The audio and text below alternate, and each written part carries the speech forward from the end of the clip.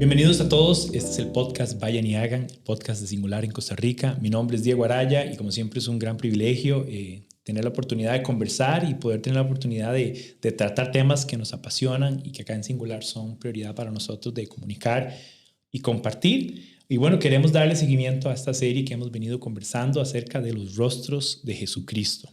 Y la idea de esta serie justamente es como ver estas diferentes perspectivas en las que podemos entender, apreciar, conocer y también enseñar a otros toda la riqueza que hay en la persona de Jesús, desde su divinidad, obviamente, su origen, su unicidad con el Padre, su preexistencia, pero también su humanidad, sus rasgos humanos, su carácter, todas las características y todo lo que padeció y todo lo que hizo.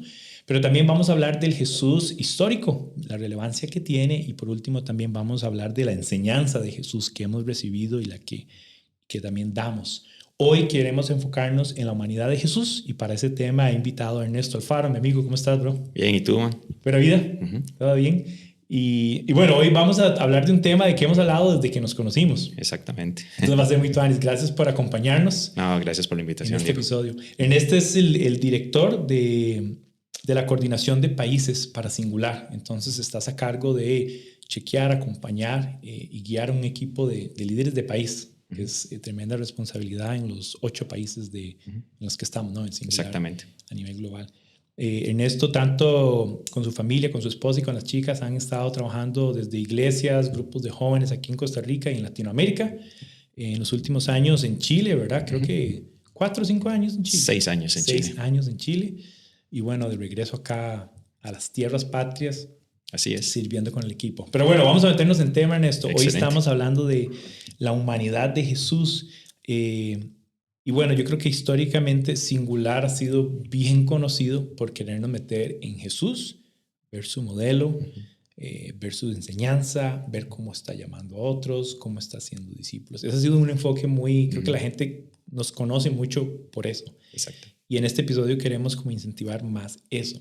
Entonces, tal vez para comenzar con este rostro de la humanidad de Jesús, quisiéramos tal vez citar algunas cosas que notas del carácter, de las características de ese Jesús hombre, humano, que podemos ver casi que fácilmente en el texto, ¿verdad? Que están ahí. Entonces, no sé si pudiéramos conversar cuáles son para vos una lista inicial de cosas del carácter de Jesús que podemos notar. Oh, claro. Yo creo que podemos dividirlas en 3 diferentes listas, ¿no? Uno es la parte física. Yo creo que en el texto, en la Biblia, podemos darnos cuenta de que Jesús fue concebido, ya que María tuvo que parir a Jesús, ¿no? Y creo que eso también es algo completamente de nosotros. Se desarrolló como cualquiera de nosotros. La Biblia en Lucas dice que crecía en sabiduría y en estatura, ¿no? Sí. Entonces se desarrolló como cualquiera de nosotros, que nosotros pasamos por ese proceso de desarrollo, ¿no? Exactamente. Me imagino que María sufrió la adolescencia de Jesús también. No sé qué tipo de adolescente fue, ¿verdad? Sí. Pero lo tuvo. Se desarrolló mentalmente. Dice que se desarrollaba en sabiduría, que él crecía en sabiduría. Entonces, en su inteligencia también se desarrolló como cualquiera de nosotros, y también por el proceso de enseñanza rabínico, yo creo que él también aprendió un montón de cosas como cualquiera de nosotros también. Ya en los evangelios podemos también darnos cuenta de que lloró, sufrió, que se cansó, tuvo hambre. Entonces esta parte física está lleno de características. Sangró cuando estuvo en la cruz, sangró, ¿no? Murió con solo el hecho de decir que murió. Entonces todas estas características que encontramos en la palabra, en esta parte física, nos hace entender de que él fue un hombre, ¿verdad? Pero también tuvo sentimientos. También podemos darnos cuenta de estas áreas sentimentales de él. Lloró porque vio a un pueblo que no estaba de acuerdo haciendo lo que la voluntad de Dios quería, ¿no? Sí. No estaba dándose cuenta de ese privilegio de tener al Mesías con él. Sufrió también cuando murió un amigo de él. Sí, con Lázaro. Exactamente. Pasó un tiempo de mucha tensión al punto en que le tuvo que pedir amigos que oraran por él, ¿no? Sí. Eso para mí es clave. No lo vemos claramente en los evangelios, pero yo creo que sí tenemos chispazos del sentido del humor de Jesús. Ajá. Hasta podemos ver hasta en cierto modo un humor un poquito negro, yo digo, en cómo él de vez en cuando sacaba su chinita, como decimos aquí en Costa Rica, ¿no? Entonces, hasta un sentido del humor muy lindo podemos verlo, ¿no? Se le nota una pasión, sobre todo cuando discutía con los religiosos. Exacto. Y tal vez ese humor que estás diciendo, tal vez se siente un poco ahí. Exactamente. Ustedes también deberían saber de eso. El Jesús apasionado que agarró y limpió el templo en 2 ocasiones diferentes, ¿verdad? Entonces, pero en medio de todo esto vemos un Jesús también con una inteligencia emocional impresionante, que a veces no vemos esas partes de Jesús, ¿verdad? Y creo que como cristianos debemos de poner un poquito de atención ahí, ¿verdad? En la inteligencia emocional de Jesús, en cómo él manejó sus emociones en etapas de la vida que todos nosotros como humanos también sufrimos, ¿verdad? Claro. Entonces esa es la segunda área, la parte sentimental. Y yo creo que también la otra parte humana que podemos ver claramente en los evangelios de Jesús es la parte relacional, cómo él se relacionó con su Padre, que es igual que nosotros. Él tenía los mismos inputs que nosotros. Tenía el Espíritu Santo, tenía la palabra.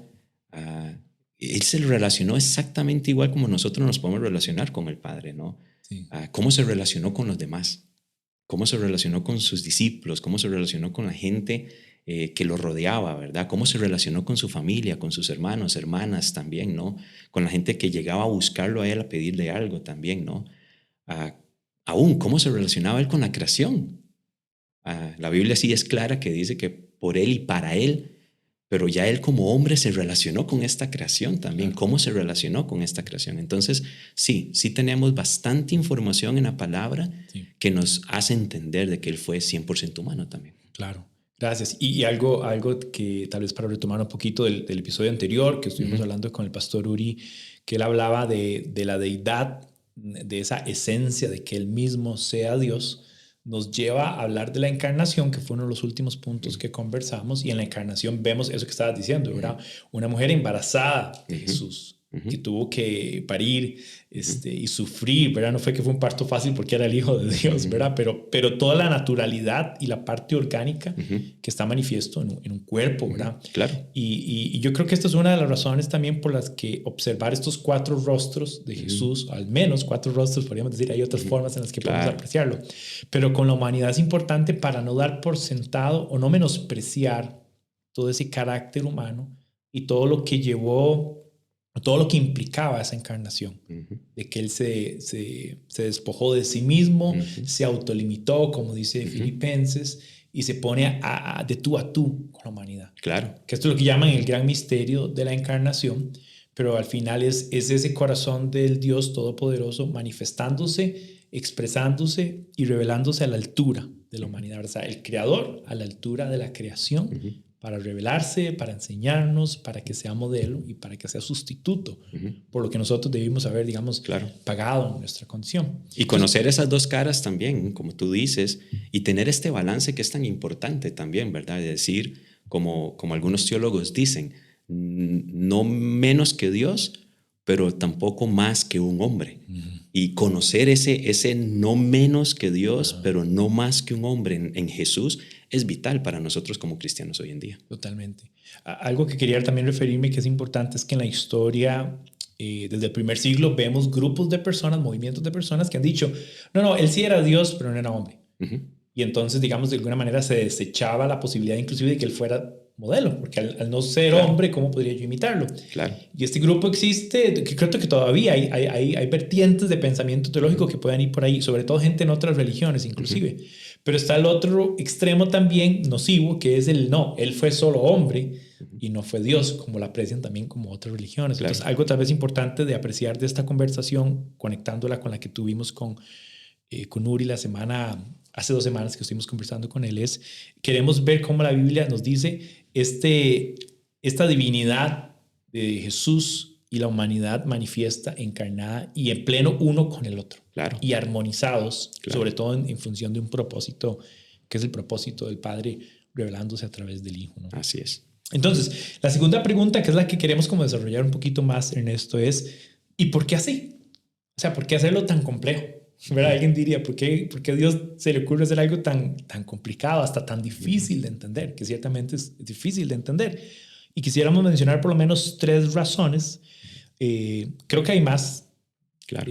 Pero por lo menos 3 que consideramos conversando que son vitales para justificar el por qué era necesario un Jesús manifiesto humano, un Mesías humano. Entonces, la número 1 es porque este Jesús debía cumplir la ley, o sea, estaba sujeto a la ley. Y quiero leer este pasaje en Gálatas 4:4 que dice: pero cuando se cumplió el plazo, Dios envió a su Hijo, nacido de mujer, número 1, y nacido bajo la ley, para rescatar a los que estábamos bajo la ley, a fin de que fuéramos adoptados como sus hijos. Entonces, Ernesto, ¿por qué un Jesús en esa condición de cumplir la ley? Bueno, todos entendemos, ¿verdad?, de que el pecado vino a distorsionar ese diseño perfecto que Dios tenía para este mundo, y el plan perfecto que Dios tuvo, y comenzó a anunciarlo desde el momento en que hubo un sacrificio, ¿verdad?, allá en Egipto. Desde ese momento se dio a conocer de que tenía que venir un sacrificio. Sí. Tenía que ser un sacrificio para poder rescatarnos nosotros del pecado y de la consecuencia del pecado, que es la muerte, ¿no? Jesús fue ese sacrificio. Él es el Cordero Pascual, como nos dice la Biblia, ¿no?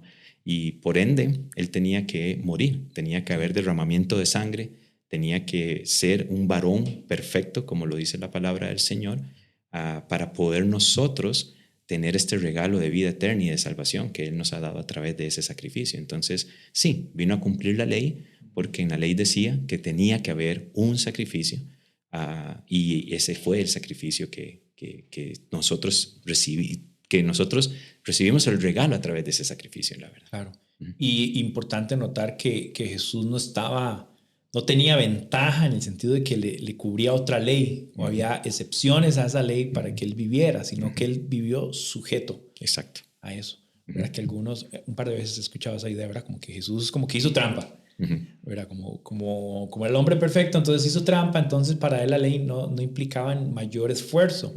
Pero cuando vemos el texto, vemos a un Jesús que no solo está entendiendo esa ley, no solo está sujeto a esa ley, sino inclusive está rearticulando para que la gente en su contexto finalmente entienda el porqué de esa ley. Exacto. ¿Verdad? Y vemos a un Jesús no solo cumpliendo la ley, sino indicándole a los demás: ve y cumple lo que hay que hacer. Exacto. Ve y satisface lo que la ley señalaba, ¿verdad? Entonces podemos entender este aspecto importantísimo, como de Jesús es un hombre judío, ¿verdad? Está en su raza, está en su herencia, está en su linaje, ¿verdad? Que es la palabra que usa mucho el texto.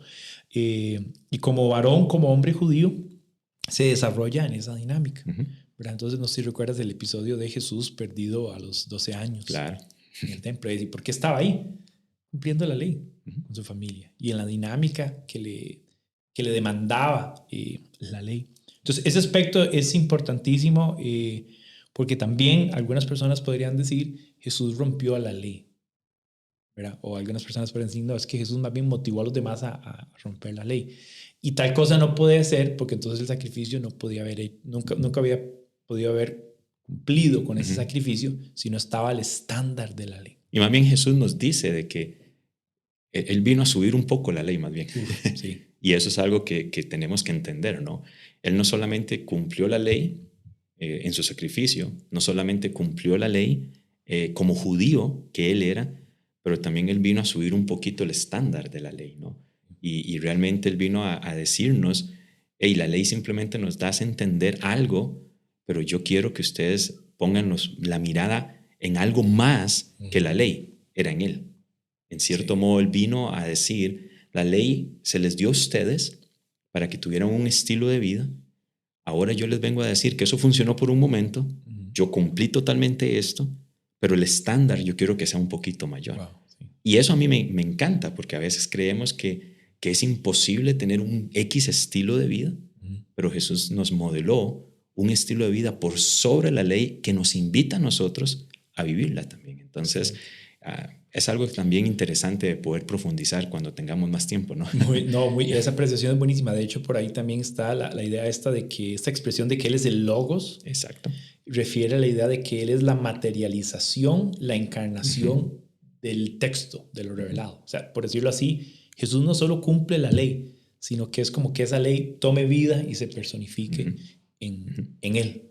Y es maravilloso, porque eso es lo que ocupábamos, alguien que nos diera la guía de cómo era posible que que esa ley pudiera ser llevada a cabo si los judíos ninguno lo logró. Y creo que eso nos facilita a nosotros como cristianos nuestro estilo de vida, porque siempre tenemos nosotros la tendencia de vivir un estilo de vida de una lista de qué hacer y otra lista de qué no hacer. Y creo que eso fue lo que pasó con los judíos también. Sí, igual. Ellos interpretaron la ley de esa manera, qué hacer y qué no hacer. Y todavía la interpretación de los rabinos le ponía un poquito de cosas a lo que la ley decía. Y Jesús dijo, miren, esta interpretación está mala, vivan lo que significa esto, y eso es lo que Él viene a hacer. Y yo creo que para nosotros hoy en día como cristianos es sumamente valioso entender eso, ¿verdad? De que la vida cristiana no es una lista de qué hacer o qué no hacer, es vivir a Jesús. Claro. Recibir esa invitación de Jesús de seguirlo a Él para imitarlo a Él, ¿verdad? Entonces, y qué bonito que tenemos en los evangelios ese ejemplo y ese modelo que podemos imitar, ¿no? Genial. Número 1, entonces, vemos a un Jesús sujeto a la ley, cumpliendo la ley, modelando esa ley. Número 2, de un aspecto que es importantísimo que mencionabas algo, ¿verdad? Y es el sacrificio. Había un sacrificio que tenía que suceder. Voy a leer para ustedes Hebreos 2, 14 y 15, refiriéndonos a esta idea. Dice, por tanto, ya que ellos son carne y hueso, Él también compartió esa naturaleza humana para anular mediante la muerte al que tiene el dominio de la muerte, es decir, al diablo, y librar a todos los que por temor a la muerte estaban sometidos a esclavitud durante toda la vida. ¿Qué podemos comentar acerca de este Jesús que debía cumplir este sacrificio también? Tenía que morir. Sí, como lo mencioné anteriormente, él tenía que haber un sacrificio. Ya no había manera en el plan de Dios de que no hubiera un derramamiento de sangre, que es lo que la palabra de Dios nos dice, ¿no? Sí. Y debía haber un cordero. Y como entendemos nosotros en la palabra del Señor, Jesús es nuestro cordero pascual. Sí. Jesús vivió él fue un cordero sin mancha, un cordero perfecto, porque no hubo pecado en él. Sí. Que eso, por hablar de Jesús hombre, no podemos decir de que entonces también hubo pecado en él. No, él sí fue un varón perfecto, como la palabra de Dios nos dice, un varón que no hubo pecado en él. Por eso él es el cordero perfecto, que tomó la decisión de morir por cada uno de nosotros. Y con ese derramamiento de sangre, que fue solo una vez, que también están estas corrientes, ¿verdad? De que tenemos que siempre estar ahí pensando en este derramamiento. No, es una vez y para siempre. Suficiente. Es suficiente.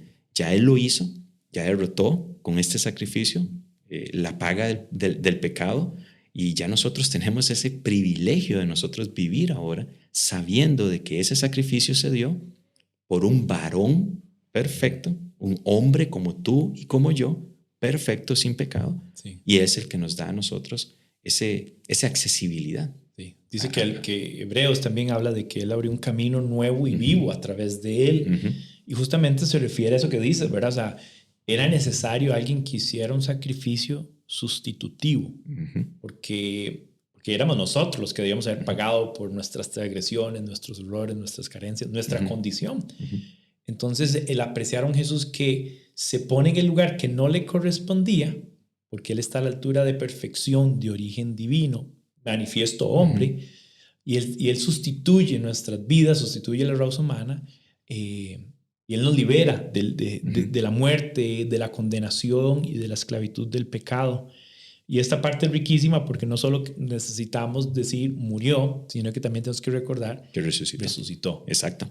¿Verdad? Y esta parte sustitutiva, como tú lo dices, hay que también tener un poquito de cuidado, porque es lo que a veces nos tienta a pensar en que como Él murió por nosotros tenemos que vivir una vida que le plazca a cierto tipo de institución o a cierta... No es esto.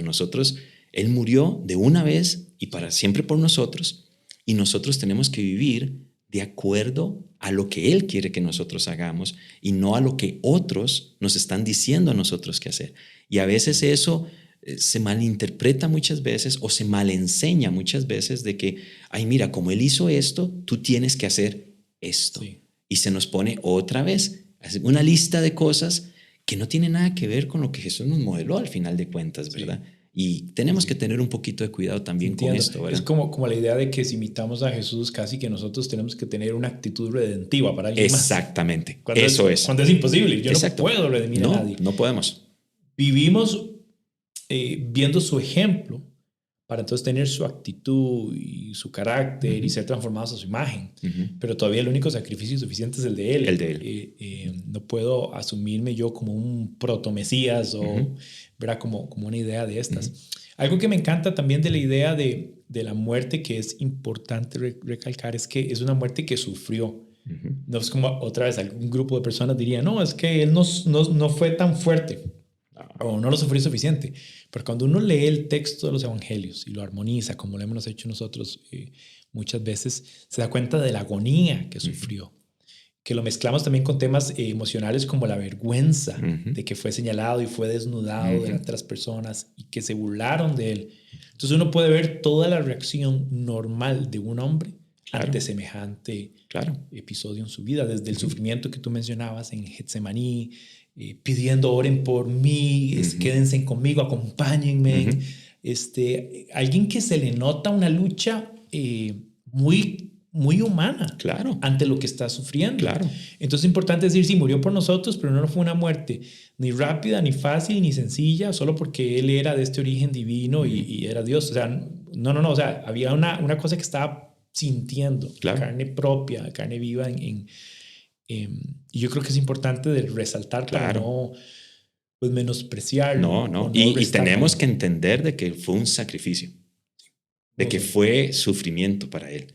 Y no podemos negar esta parte de este plan perfecto de Dios para con Jesús. Que eso también hay que recalcarlo también, de que esta parte es mesiánico. Este fue el diseño único de Dios y un propósito único de Dios Padre para con su Hijo de ser el Mesías. Pero en ese plan único de ser el Mesías venía un ingrediente de sufrimiento impresionante por su muerte también, ¿verdad? Sí. Y fue una muerte que, wow, no creo que fuera fácil para ninguna persona. Sí. ¿No? Aún hasta podemos meternos un poquito en la parte científica porque hubo agua, ¿verdad? Cuando ya eso quiere decir que ya el cuerpo de Jesús estaba tan desengrantado que lo único que podía salir de él era el agua. Sí. Y eso quiere decir que como un cuerpo, como cualquiera de nosotros, sufrió exactamente lo mismo que cualquier otra persona hubiera sufrido lo que Jesús sufrió, ¿no? Entonces, algo repasando también Hebreos, que este texto trae mucho referente a que vemos a un Jesús que cumple con la muerte, una muerte voluntaria. O sea, el Padre lo envía, él asume esto y hace la voluntad del Padre. Y hay un texto que siempre me encanta que dice, a mí nadie me quita la vida, sino que yo la pongo y la vuelvo a tomar, que habla de un hombre con voluntad. Y me encanta porque es la virtud máxima de Jesús de asumir todo lo que tenga que asumir para satisfacer la voluntad del Padre. Entonces, como yo lo voy a hacer, eso es lo que tengo que hacer. Pero me gusta también porque él cumple como sacrificio perfecto, cumple como sacerdote, como intermediario, ¿verdad? Como que está... y lo suple, como vos decías, como la ley, pero aún más.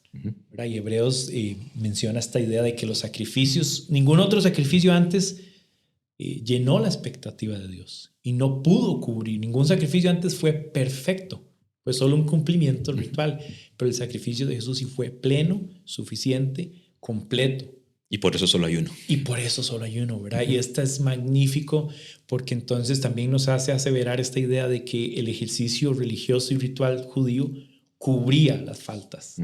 Pero cuando vemos la obra de Cristo manifiesta en la cruz, en la muerte y la resurrección, vemos un Cristo que no cubre mis faltas, sino que Él quita mis faltas. Él borra, erradica mis faltas. Y esto tenemos que articularlo y decirlo para que la gente, sobre todo en las iglesias, ¿verdad?, podamos enseñar que el sacrificio de Jesús es la máxima gracia del Padre expresada con nosotros. Y esto que acabas de decir también, que no es que solo cubre el pecado, pero que ya nos rescató del mismo, es algo que como cristianos tenemos que entender, porque a veces nos creemos en que el sacrificio sigue cubriéndolo. Entonces, por eso seguimos en el ciclo pecaminoso de nosotros. Peco, pido perdón, me arrepiento, pido perdón, vivo un poquito y otra vez. Vivimos como cristianos como que simplemente el sacrificio de Jesús cubrió ese pecado. No, Él me da el dominio Y esa muerte nos da a nosotros el dominio sobre nosotros mismos también. Y tenemos que autogestionarnos para realmente vivir de acuerdo a ese sacrificio que de una vez por todas nos da la victoria.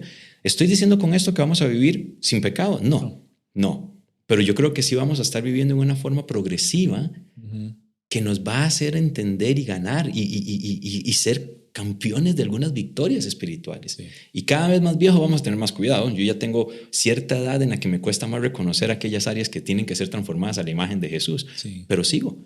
Y creo yo que todavía tengo la capacidad, por el sacrificio de Cristo, de ganar esas áreas y de ser transformados. Claro. Y de ser un mejor papá para mis hijas, un mejor esposo para mi esposa, un mejor líder para la gente que Dios me regaló el privilegio de trabajar en equipo con, ¿verdad? Entonces, vuelvo a insistir, este concepto de sacrificio es muy importante y hacernos entender qué significa para nosotros esto.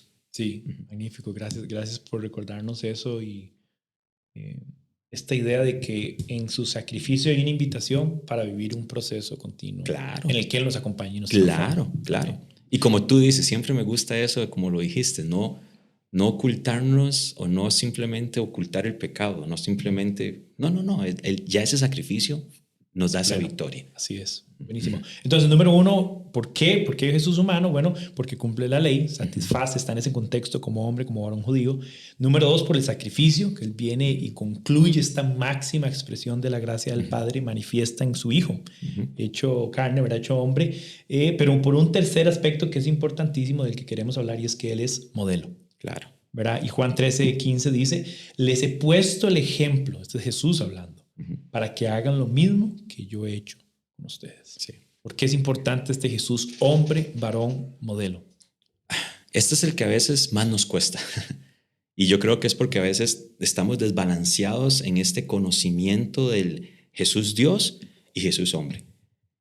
Tenemos en nuestra cabeza el conocimiento de Jesús 100% Dios y 100% hombre, pero cuando venimos a la práctica, yo creo que tenemos una tendencia más de confiar en el 100% Dios.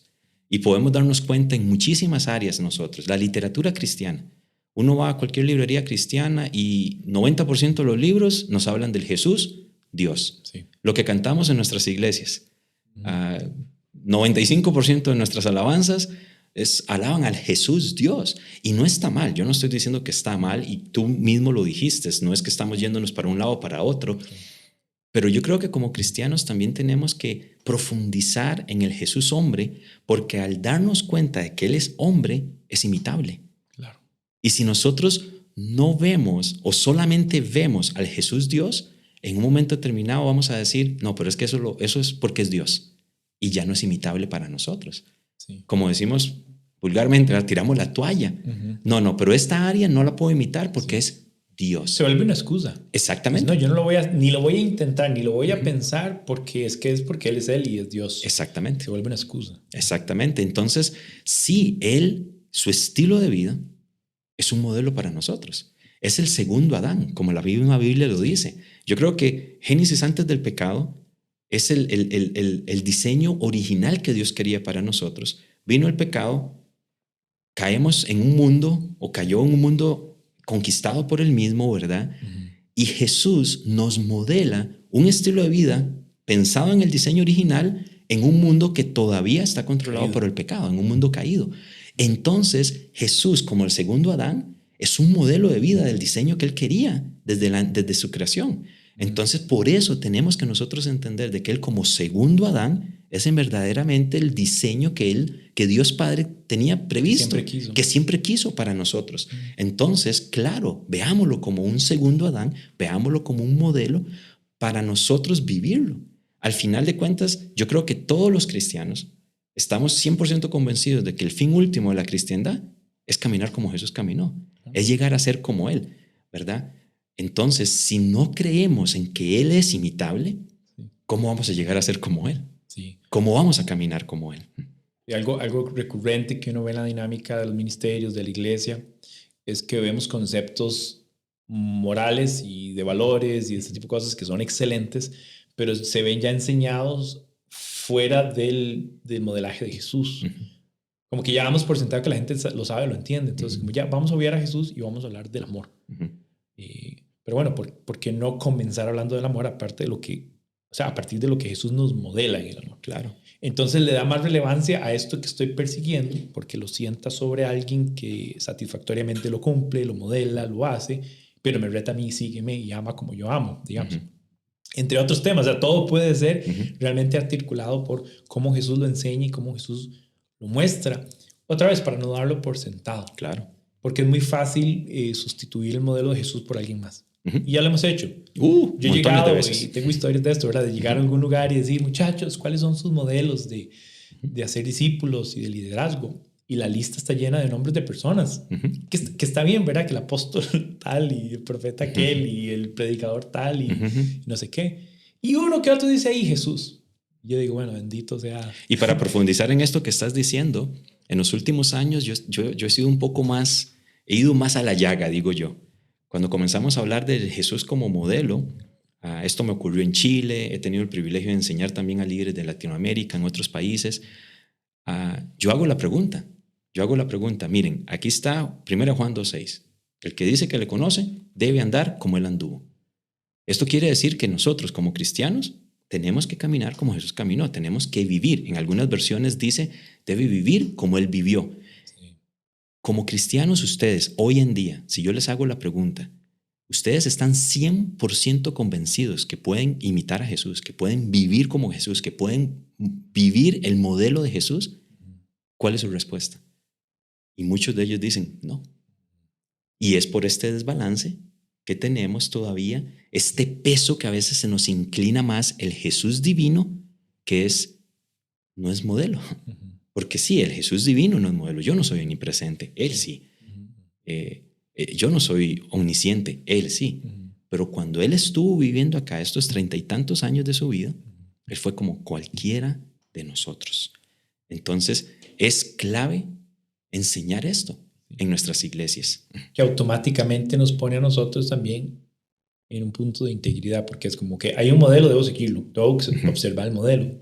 Pero al mismo tiempo que observo el modelo, eso me constituye modelo para otros, que es un tema creo que de integridad a nivel de liderazgo y en las organizaciones y en la iglesia, ¿verdad? Particularmente. El fin de semana en una actividad acerca de hacer discípulos y esto yo preguntaba, habían grupos, literalmente grupos de líderes y pastores en mesas discutiendo cómo implementar un sano y un buen liderazgo en nuestras iglesias. Entonces, una pregunta con la que yo comencé mi parte fue, bueno, ¿quiénes de ustedes hicieron discípulos, invirtieron su tiempo en alguien, enseñaron, formaron, acompañaron durante el 2022? Levante su mano. Y la mitad de la gente la levantó. Entonces ahí hay una cosa que también es importante, es que yo sigo un ejemplo para también, o sea, para vivirlo, para aplicarlo y para ser ejemplo. Claro. Entonces, ¿cómo puedo llegar a una mesa a discutir de cómo hacer discípulos en un sentido institucional y organizarlo y todas las cosas si yo mismo no estoy pasando por claro. ahí? Entonces, como que se obvia el mensaje de Jesús, se obvia el modelaje de Jesús, que curiosamente además él se da a conocer como un maestro. Quiere decir que él categóricamente está diciendo, tengo algo que decir, tengo algo que decirles, y además tengo una forma de hacerlo en la que quiero modelárselo. Y Pablo entendió esto que estás diciendo tú perfectamente, ¿verdad? Imítenme a mí como yo imito a Cristo. No se está jactando, no está diciendo que es perfecto, porque Pablo al final de su vida está diciendo que no es que llegaba a la meta, sino es que prosiga. Pablo lo que está haciendo es esto perfectamente, que tú estás diciendo. Mira, si yo sigo un modelo, al final de cuentas yo me convierto en modelo para otros también. Y es sumamente importante esto. Si yo quiero que mis hijas vivan una cristiandad como Dios quiere, lo mejor que yo puedo hacer como papá es modelarle esa cristiandad a ellas. Imitémosle a Él. Yo quiero imitar a Jesús para que al final de cuentas ellas se imiten. Que no imiten a programas, que no imiten formas específicas, porque yo voy a desarrollar mi vida cristiana de maneras diferentes. O sea, yo me conecto con Dios de maneras diferentes a cómo se conectan mis hijas, pero que la conexión con Dios esté, porque Jesús se conectó con el Padre. Y a través de Cristo. Exactamente. Entonces, importante esto que estás diciendo, por seguro. Sí. 3 cosas para repasarlas, Ernest. Cumplir la ley, ¿verdad? La importancia de esto, el contexto en el que se enmarca Jesús, su sacrificio, su muerte, sustitutiva, redentiva a favor de nosotros, obviamente su resurrección como parte de esto, y número 3, por el modelo que él significa para nosotros. Claro.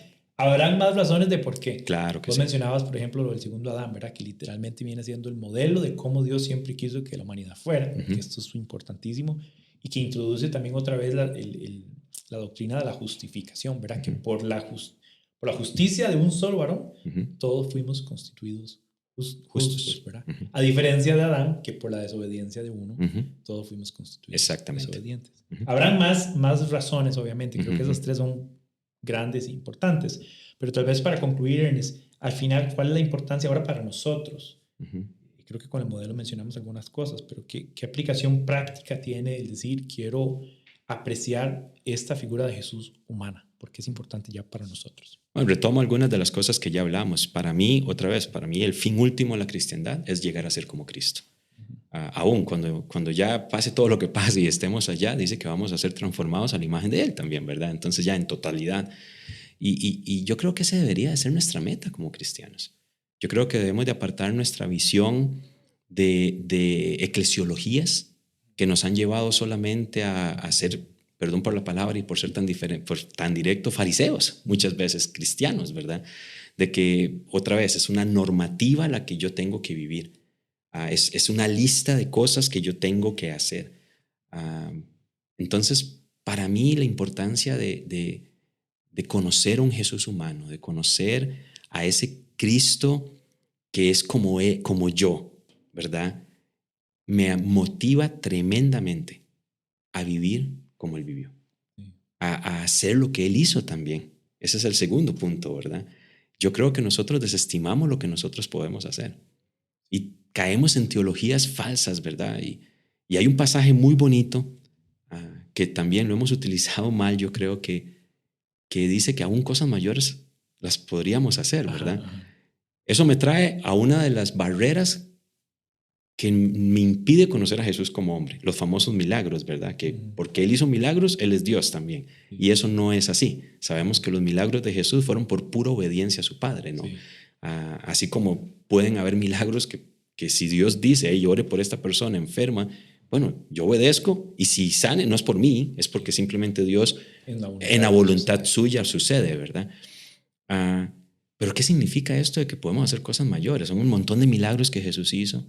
Es que hizo todo lo que... No, es porque tenemos el tiempo, tenemos los recursos que Él tuvo como hombre, tenemos la relación con su Padre, tenemos el Espíritu Santo, tenemos la palabra del Señor que ahora la tenemos en nuestros celulares y en nuestros dispositivos en cualquier momento. Tenemos todos los recursos que Jesús tuvo, los tenemos y aún más. Jesús no tuvo automóviles, no tuvo aviones, tenemos cualquier cantidad de recursos y los mismos de Jesús para también poder hacer del reino de los cielos cosas increíbles, ¿verdad? Para poder recibir ese llamado que tenemos nosotros como cristianos de expandir el reino de los cielos. Entonces, uno, para mí, muy importante, es mi meta. Es mi objetivo como cristiano. Él es el que tengo yo que imitar. Claro, creemos en el liderazgo, creemos en que Dios pone líderes para guiarnos, pero un buen líder es el que siempre va a apuntar a Jesús. Un buen líder es el que me motiva a mí a apuntar a Jesús y no a su propia vida, ¿verdad? Como tú estabas hablando. Entonces, un buen líder me va a apuntar a mí a Jesús siempre. Y eso es lo que yo digo. Yo quiero apuntar a Jesús siempre. Yo quiero que mi vida como cristiano sea full para Jesús.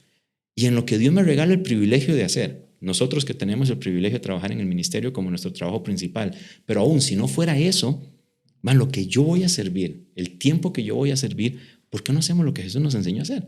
Que es hacer discípulos y formar movimientos de discípulos donde Él quiere. Tenemos los mismos recursos que Él tuvo y aún más para poder hacer cosas maravillosas. Entonces, creo que el modelo de Jesús como hombre debería de ser un motivante para mí, para soñar y ver cómo Dios quiere utilizarme en mis estudios, en mi trabajo, en mi vecindario, porque realmente Jesús impactó una comunidad. Somos resultado de su trabajo, ¿verdad? Pero lo hizo como humano. El resultado y el fruto del ministerio de Jesús no fue porque fue Dios, fue porque un hombre trabajó por 3 años en formar un movimiento de discípulos. Y ese movimiento de discípulos que Él desarrolló como hombre impactó el mundo. Entonces nosotros tenemos ese privilegio también porque Él nos dice cosas mayores aún pueden hacer. Entonces, 2 puntos claves. 1, mi meta como seguidor de Jesús, como discípulo de Jesús. Sí. Él es mi modelo, Él es el que tengo yo que imitar. Y 2, es un aliciente tremendo en las oportunidades ministeriales que Él me permite servir. Genial, bro.